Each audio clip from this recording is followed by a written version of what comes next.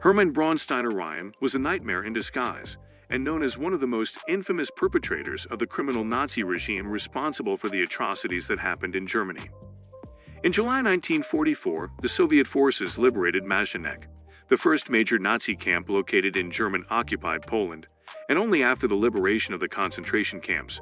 The full extent of the Nazi horrors came into light, and this woman had a lot to do with this. Who was Hermine Braunsteiner, and what are the terrible things she did to these prisoners? Let's find out. Hermine Braunsteiner was born in Vienna, Austria. She had a strict Catholic upbringing and had good family relationships.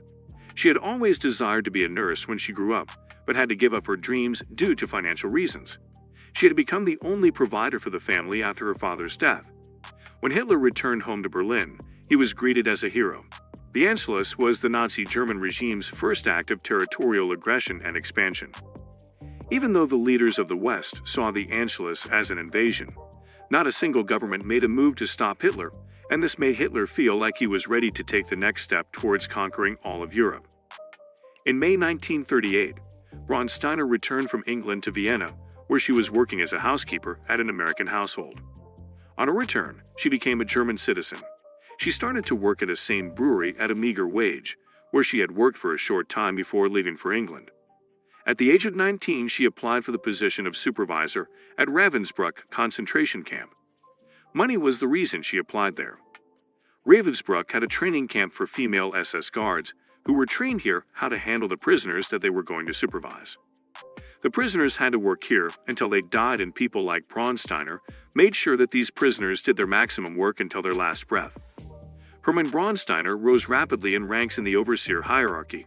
As she fulfilled all of her responsibilities, however, she was transferred to Majdanek later. Braunsteiner showed superiority towards the prisoners by treating them brutally and inhumanely, and she never missed an opportunity to harass and humiliate women.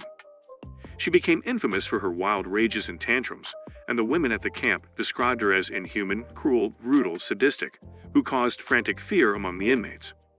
She found pleasure in not only beating them, but also stomping on them with her steel-studded jackboots, which earned her the nickname, the Stomping Mare. Another of her specialities was whipping. She would not even spare pregnant women. She was particularly known for the cruel treatment of children and called them useless eaters. She was often seen grabbing children by their hair and throwing them on the trucks which were heading to the gas chambers. She would assault children for the slightest reasons. On one occasion, a child had been hidden in a rucksack by his father when they arrived at the camp. However, as the child moved, Braunsteiner noticed it, and she whipped the man really hard that made the child cry his lungs out. She then killed the child on the spot. Braunsteiner was often accompanied by a German shepherd, which she used to bait the prisoners.